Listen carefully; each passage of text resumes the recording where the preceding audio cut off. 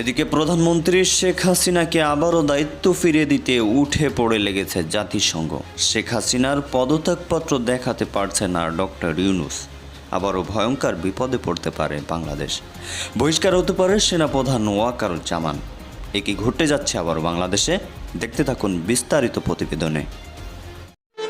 শেখ হাসিনার পদত্যাগপত্র জমা না দিতে পারলে সেনাবাহিনীর উপর নিষেধাজ্ঞা। শেখ হাসিনার পদত্যাগপত্র দেখাতে না পারলে জাতিসংঘ থেকে শর্ত আরোপের সাথে সাথে অন্তর্বর্তীকালীন সরকারকে বাতিল বলে গণ্য করা হবে। তখন সেনাপ্রধান ক্ষমতা গ্রহণ করে শেখ হাসিনাকে দেশে ফেরত এনে সাংবিধানিক নিয়মে ক্ষমতা বুঝিয়ে দেবেন। শেখ হাসিনাকে বাংলাদেশে প্রত্যর্পণ করতে হবে। শুরু হয়ে গিয়েছে আইনি প্রক্রিয়া। একটা জিনিস অত্যন্ত পরিষ্কারভাবে বলতে চাই, মাননীয় প্রধানমন্ত্রী পদত্যাগ করেননি। এখনো বাংলাদেশের প্রধানমন্ত্রী হচ্ছেন, নির্বাচিত প্রধানমন্ত্রী হচ্ছেন জননেত্রী শেখ হাসিনা।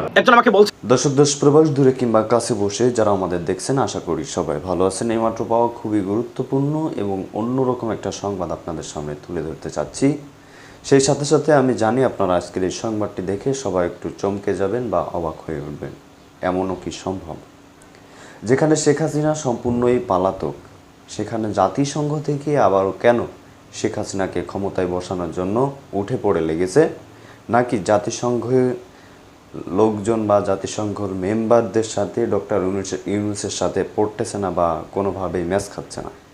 দর্শক, এমন একটা সংবাদ যেটা হলো শেখ হাসিনা যে পদত্যাগপত্র করেছে বা পদত্যাগ করেছে, সেই পদত্যাগপত্র 7 দিনের মধ্যে জাতিসংঘের সদর দপ্তরে জমা দিতে হবে। যদি জমা দিতে না পারে বাংলাদেশ সেনাবাহিনী এবং ডক্টর ইউনূস, তাহলে সেনাবাহিনীর উপর নিষেধাজ্ঞা দিবে, এমনটি আমরা শুনেছি এবং সেটা আপনারা দেখবেনও। দর্শক, তাহলে কেন এই জাতিসংঘ থেকে শেখ হাসিনাকে আবারও বসাতে চাচ্ছে আপনারা জানতে পারবেন। পাশাপাশি বাংলাদেশ সেনাবাহিনী এবং ডক্টর ইউনূসের কপালে কি বিপদ এই 7 দিনের মধ্যে আসতে চলেছে আপনারা দেখলে অবাক হবেন।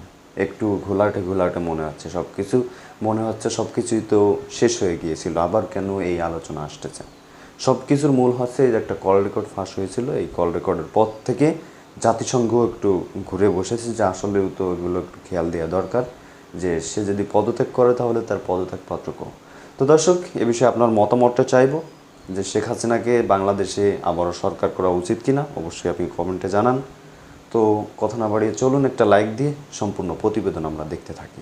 শেখ হাসিনার পদত্যাগপত্র জমা না দিতে পারলে সেনাবাহিনীর উপর নিষেধাজ্ঞা। শেখ হাসিনার পদত্যাগপত্র দেখাতে না পারলে জাতিসংঘ থেকে শর্ত আরোপের সাথে সাথে অন্তর্বর্তীকালীন সরকারকে বাতিল বলে গণ্য করা হবে। তখন সেনাপ্রধান ক্ষমতা গ্রহণ করে শেখ হাসিনাকে দেশে ফেরত এনে সাংবিধানিক নিয়মে ক্ষমতা বুঝিয়ে দেবেন, এমন দাবিতে ভরপুর সামাজিক যোগাযোগ মাধ্যম।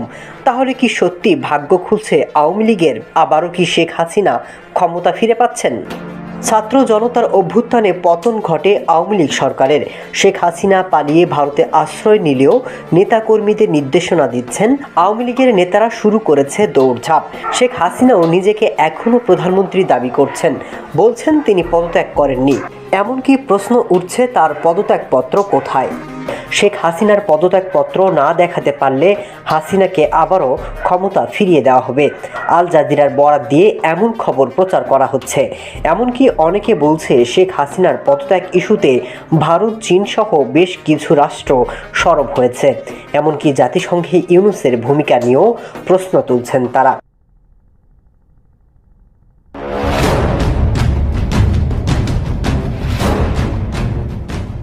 বাংলাদেশের একদম কাছেই রয়েছেন শেখ হাসিনা। যে কোনো সময় চাইলেই চট করে ঢুকে যাবেন বাংলাদেশে। কি এতদিনে নিশ্চয়ই শেখ হাসিনার কণ্ঠ সাদৃশ্য সেই ভাইরাল কল রেকর্ড আপনিও শুনে ফেলেছেন, যা রীতিমতো আলোড়ন ফেলে দিয়েছে বাংলাদেশ সহ বিভিন্ন দেশের গণমাধ্যমে। কল রেকর্ডের সত্যতা নিয়ে যেমন প্রশ্ন উঠছে, তার সাথেও কিন্তু শেখ হাসিনার ভবিষ্যৎ নিয়ে একগুচ্ছ প্রশ্ন উঠছে। বিশেষ করে রাজনীতিতে আদৌ তিনি ফিরবেন কিনা সেই প্রশ্ন ঝড় তুলেছে বাংলাদেশের অন্দরে। হঠাৎ করে শেখ হাসিনার কণ্ঠ সদৃশ কল রেকর্ড ফাঁস কিভাবে হলো? ইচ্ছাকৃত কোনো প্ল্যানিং, নাকি বাংলাদেশের মানুষের মনে শেখ হাসিনা নিজের জায়গাটাকে ভীষণ অ্যাক্টিভ রাখতে চাইছেন? এই যে অন্তর্বর্তী সরকার নিয়ে বাংলাদেশের মানুষের মনে একটা নতুন ধারণা তৈরি হয়েছে, অধিকাংশ জনগণ মনে করছে বাংলাদেশে এবার নতুন পথে বাংলাদেশকে চলতে হবে, সেই জায়গাটাতেই কি কুঠারাঘাত করতে চাইছে এই ভাইরাল ফোন কল? কেনই বা বলা হলো বাংলাদেশের মানুষ বোকা, নিজেদের ভালো একদমই বোঝে না? শেখ হাসিনাকে বাংলাদেশে প্রত্যর্পণ করতে হবে, শুরু হয়ে গিয়েছে আইনি প্রক্রিয়া। আচ্ছা, বাংলাদেশে শেখ হাসিনার বিচার করা কি আদেও সম্ভব? একদিকে আইনি জটিলতা, তো অপরদিকে প্রাক্তন প্রধানমন্ত্রী বলে কথা। তাকে শাস্তি দেওয়ার প্রসেস কি অতটাই সহজ হবে? অন্তর্বর্তী সরকারের মেয়াদি বা আর কতদিন? বাংলাদেশে কবে নতুন নির্বাচন হতে চলেছে, যেখানে বাংলাদেশের জনগণ ঠিক করবে তারা প্রধানমন্ত্রীর গতিতে ঠিক কাকে দেখতে চান? এই সমস্ত প্রশ্নের খুঁটিনাটি ব্যাখ্যা সহ উত্তর আজকের রিপোর্টে থাকছে। শুরুর আগে আপনাদের একটা প্রশ্ন করি, এই যে শেখ হাসিনার ভাইরাল ফোন কল, সেখানে বলা কথাগুলোকে আপনি কোন দৃষ্টিভঙ্গি থেকে দেখছেন? এটা কি শেখ হাসিনার নতুন কোনো কৌশল বাংলাদেশের রাজনীতির ময়দানে ফেরার জন্য, নাকি ইচ্ছাকৃতভাবে অন্তর্বর্তী সরকারের বদনাম করার একটা প্রয়াস? আপনার মতামত কমেন্ট করে জানান। ছাত্র জনতার গণ অভ্যুত্থান, তারপর দেশ ত্যাগ। শেখ হাসিনা বাংলাদেশ ত্যাগ করার প্রায় 1 মাস কেটে গিয়েছে। ফাঁস হয়েছে তার কণ্ঠ সদৃশ 10 মিনিটের একটা ফোন আলাপ, যেখানে আমেরিকায় অবস্থানকারী তানভীর নামক এক নেতার সঙ্গে তিনি বিভিন্ন বিষয়ে আলোচনা করেন। দাঁড়ান, এর আগে একটা কথা বলে রাখা খুব জরুরি। এই ফোন কলটি যে শেখ হাসিনার, তা কিন্তু আনুষ্ঠানিকভাবে প্রমাণিত হয়নি। তবে এটা ঠিক যে ফাঁস হওয়া কলটি সোশ্যাল মিডিয়া থেকে শুরু করে রাজনৈতিক ক্ষেত্রে তীব্র বিতর্ক ছড়িয়েছে। তবে কি শেখ হাসিনা রাজনীতিতে ফেরার তোড়জোড় শুরু করে দিয়েছেন? উঠছে প্রশ্ন। আচ্ছা, এই ফোন আলাপে কৌশলে বর্তমান অন্তর্বর্তী সরকারকে কোনোভাবে বদনাম করার চেষ্টা হচ্ছে না তো? হঠাৎ কেন এমন মনে করছে কূটনৈতিক মহল? আসলে এই ভাইরাল ফোন আলাপে বলতে শোনা যায় বাংলাদেশ আবার দারিদ্র সীমার নিচে চলে যাচ্ছে, খাবার নেই, সব বন্ধ করে দিচ্ছে, ব্যাংকের টাকা লুট করে খাচ্ছে। শুধু তাই নয়, রূপপুর পারমাণবিক বিদ্যুৎ কেন্দ্রের দুর্নীতি নিয়ে শেখ হাসিনাকে জড়ানোর বিষয় শোনা যায়। তাতে কিছু যায় আসে না, মানুষ যদি গাধা হয় তাহলে তার কিছু বলার নেই। তাহলে কি কৌশলে এটাই বলার চেষ্টা করা হয়েছে বাংলাদেশের মানুষ বোকা? বোকামি করেই এত বড় আন্দোলন, তারপর অভ্যুত্থান, তারপর প্রধানমন্ত্রীর পদত্যাগ। তবে কি বাংলাদেশের সামনে বড় বিপদ, দেশটাকে গ্রাস করবে চরম দারিদ্রতা? কোথাও গিয়ে রাজনীতির ময়দানে নিজের জায়গাটাকে পাকা করার চেষ্টা নয় তো? দেখুন, একটা কথা আবারও বলছি, আনুষ্ঠানিকভাবে কিন্তু প্রমাণিত হয়নি যে এটা সত্য একটা কল, যার এক প্রান্তে শোনা গিয়েছে শেখ হাসিনার কণ্ঠ। তবে বিতর্ক পিছু ছাড়ছে না। এই যে ভাইরাল ফোন আলাপে শেখ হাসিনার কণ্ঠসদৃশকে বলতে শোনা গিয়েছে তিনি বাংলাদেশের কাছেই আছেন, যাতে চট করে বাংলাদেশে চলে যেতে পারেন। এমনকি এও বলতে শোনা গিয়েছে শেখ হাসিনার নামে 113টি মামলা রয়েছে, হাসিনার পরিবারের কেউ বাকি নেই। এ বিষয়টা পৌঁছে দিতে হবে জাতিসংঘকে।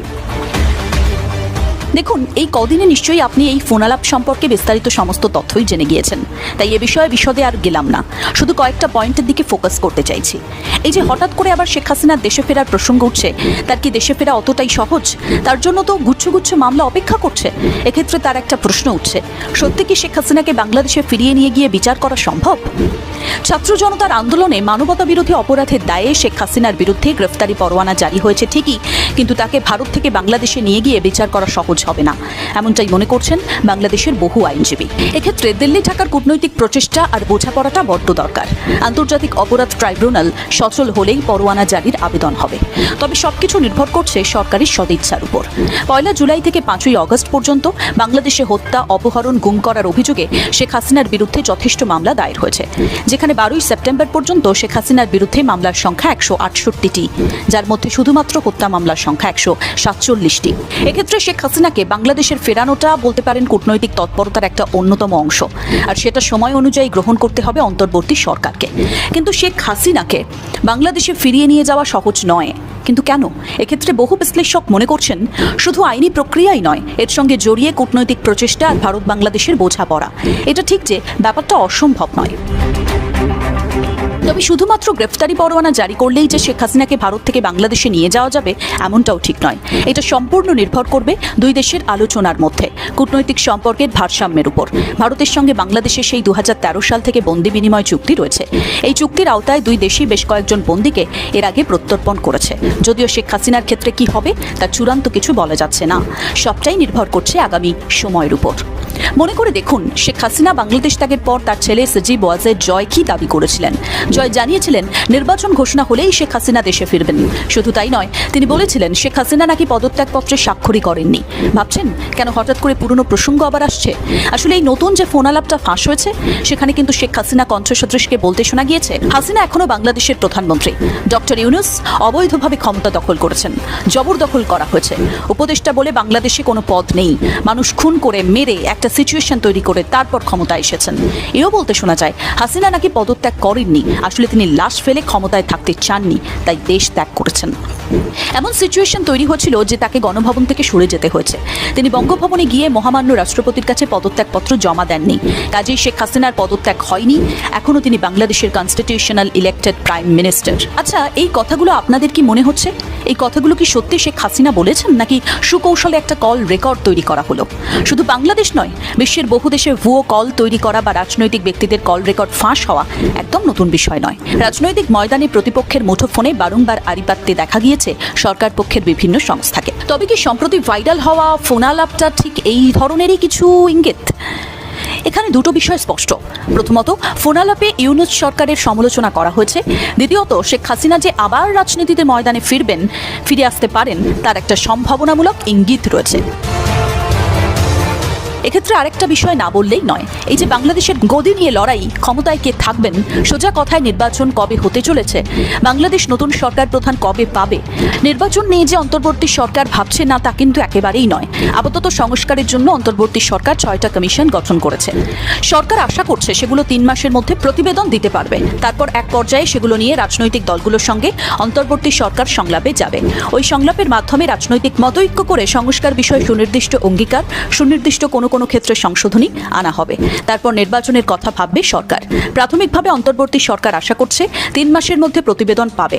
আর বর্তমানে বাংলাদেশের পরিস্থিতি প্রত্যেকটা রাজনৈতিক দল দেখছে, তাই প্রথম থেকে তাদেরকে মত বিনিময়ে অন্তর্ভুক্ত করা হয়েছে। তারপর এক পর্যায়ে সংলাপ হবে।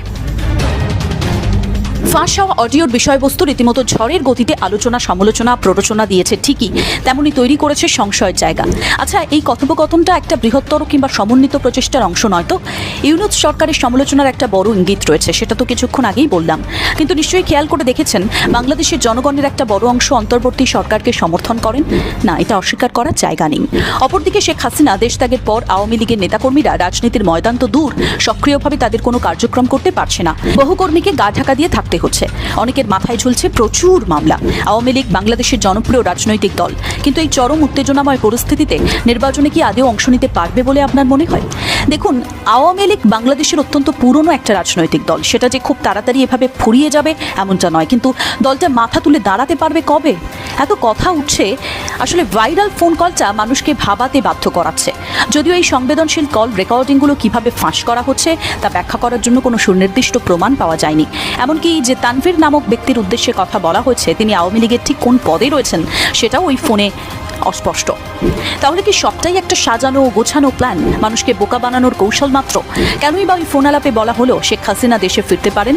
তবে কি আওয়ামী লীগ দলকে শক্তি দেওয়ার নতুন ইঙ্গিত? আর কেনই বা ইউনূস সরকারের সমালোচনা করা হলো? এক্ষেত্রে আপনার মতামত কি ভাবছেন সেটা অবশ্যই কমেন্ট বক্সে লিখে জানান। আর হ্যাঁ, আপনারা আমাদের চ্যানেলে কোন ধরনের রিপোর্ট দেখতে চাইছেন সেটাও জানাবেন। আজকে আপাতত এই পর্যন্ত। একজন আমাকে বলছিলেন যে প্রয়োজনে মোমবাতি দিয়ে বসবাস করব, তারপরও শেখ হাসিনার সেই দুঃশাসন এবং বিপজ্জনক আপনার সময় আমরা ফিরে যেতে চাই না। প্রয়োজন এক বেলা খাবো। আমি সেটাকে সমর্থন করি 100%। আপনার যেখানে জায়গাতে ছিলেন, ভুলেও সে জায়গার নাম ধরবেন না সেখানে যাওয়ার, যে শেখ হাসিনাই ভালো ছিল। যারা এটা বলে এরা দেশদ্রোহী, রাষ্ট্রদ্রোহী, তার মামলা এদের বিরুদ্ধে করার অনুরোধ জানাই সরকার যারা আছেন। They have no idea what they're talking about it. Ladies and gentlemen, Sheikh Hasina কে নিয়ে ভারত মুখ খুলেছে অবশেষে আবার। আমি সেটা বলছিলাম আজকে, যে ডাইরেক্ট একটা তথ্য পেলাম আমরা ভারতের আপনার ফরেন মিনিস্টার বা সেক্রেটারি, যারাকে আমরা আমেরিকার ভাষায় বলে, জয়শঙ্কর সাহেব বলেছেন। এবং ফোনালাপ ফাঁসের আসল কাহিনী আজকে আপনাদেরকে বলবো, যেটা আপনারা কোনো জায়গা থেকে শুনেননি এখন পর্যন্ত। এই ফোনালাপগুলা ফাঁস কেন হলো, কি কারণে ফাঁস হয়, সেই বিষয়টা নিয়ে আমি কথা বলতে চাই আপনাদের সামনে। এবং বলে রাখি, the beginning, ladies and gentleman, channel US Bangla নোটিফিকেশনটা দিয়ে রাখবেন, সো দ্যাট আমি যেন আসলে আপনারা খবর পান। এটা আমার জন্য ভালো, কেননা আমি ঘোষণা দিয়ে লাইভে আসতে পারি না সবার মতো। সো এজন্যই বলছি, যেহেতু it is an emerging channel, right, was an established channel like আমাদের আরো যারা সোশ্যাল মিডিয়া অ্যাক্টিভিস্ট আছেন অনেকের মতোই। তবে বলি আমি যে ভারত অবশেষে মুখ খুলেছে শেখ হাসিনাকে নিয়ে। শেখ হাসিনার ষড়যন্ত্র, ভাওতাবাজি, প্রতারণা যারা ধরতে পারেন নাই, তাদের উদ্দেশ্যে আজকের এই ভিডিওটা শুনবেন মনোযোগ দিয়ে। শেখ হাসিনা ভারত থেকে অনবরত বিভিন্ন ধরনের প্রপাগান্ডা, তার ছেলে থেকে শুরু করে সবাই বর্তমানে বাংলাদেশের উদ্দেশ্যে তারা দিচ্ছে। বাংলাদেশের তার আশা করে শেখ হাসিনা বাংলাদেশে আবার রিহেবিলিটেট বা প্রত্যাবর্তন বা পুনর্বাসন করবেন রাজনীতিতে। দুঃসংবাদ হলো আপনাদের আওয়ামী লীগের যারা আছেন, আওয়ামী লীগ নিশ্চিন্ন হবে কিনা সেটা আমরা বলতে পারছি না। তবে এতটুকু বলতে পারতেছি, বর্তমানে the age of Sheikh Hasina, the political era of Sheikh Hasina has been gone, has been destroyed, demolished. আর কোনোদিন ফিরবে না। একটু আগে একজন আওয়ামী লীগের নেতার সাথে কথা বলছিলাম, উনি আমাকে বলছিলেন যে তারা মনে প্রাণে বিশ্বাস করেন শেখ হাসিনা তাদেরকে ডুবিয়েছেন। প্রকৃত আওয়ামী লীগের, মৌলভীবাজার জেলার রাইট একজন আওয়ামী লীগের নেতা, যে শেখ হাসিনা শুধু ডুবান নাই, শেখ হাসিনা নিজেকে ডুবাইছেন, যেটা আমরা বলেছি, আওয়ামী লীগকে ডুবাইছেন, এবং শেখ হাসিনা নিয়ে আওয়ামী লীগের ভবিষ্যৎ রাজনীতি উনারা মনে করেন না। অথচ একজন শেখ হাসিনার অন্ধভক্ত, তারা বুঝতে পারছেন যে শেখ হাসিনার রং পলিটিক্সের শিকার আজকের এই আওয়ামী লীগ এবং আওয়ামী লীগের এই দুলিশাত হওয়াটা। তার একটা জিনিস উনি বলছিলেন আমাকে, নিজ থেকে বলছেন, একটা জিনিসও সে মানে রাইট করতে পারে নাই। প্রত্যেকটা স্টেপ বাই স্টেপ উনি রং করেছেন। যুক্তরাষ্ট্রের সাথে যুদ্ধে যাওয়ার থেকে শুরু করে, ভারতকে আধিপত্য দেওয়ার থেকে শুরু করে, আয়নাগর থেকে শুরু করে, লুটপাটের সুযোগ করে দেওয়া থেকে, প্রত্যেকটা বিষয়ে আওয়ামী লীগের এই নেতা, উনি একজন হয়তো এমপি হতে পারতেন, উনি আমাকে বলছেন যে তারা মনে করেন রং পলিটিক্সের শিকার তারা শেখ হাসিনার। এবং এই কথাটাই আমি বলছিলাম, শেখ হাসিনাকে আমি রাস্তার তৃতীয় লেভেলের পলিটিশিয়ান মনে করতাম 4 বছর আগে বলছি, আজকে আবার বলছি, এর আগেও বলেছি, তারপর মানে যাওয়ার আগে আমি তাকে কোনো পলিটিশিয়ানই মনে করতাম না, করি নাই, এখনো করছি না। এখন তো ইটস ওভার এভরিথিং, এটা আমি ধরতেছিলাম।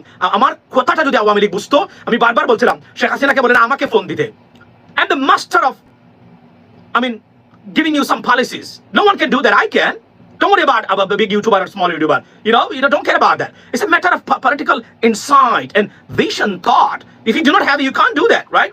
এবার আমি ডোনাল্ড ট্রাম্পের আজকে গত লাইভের যে নাকানি চুবানি উনি খেয়েছে, আমাকে যদি ডোনাল্ড ট্রাম্পের দায়িত্ব দেওয়া হয়, I can fix him. At least next debate বদলুক ভালো করবে, এটা আমি আপনাকে বলে দিতে পারি, because I know how to fix this stuff. By the way, let me tell you something. মনে করবেন না এগুলা ছোট মুখে বড় কথা।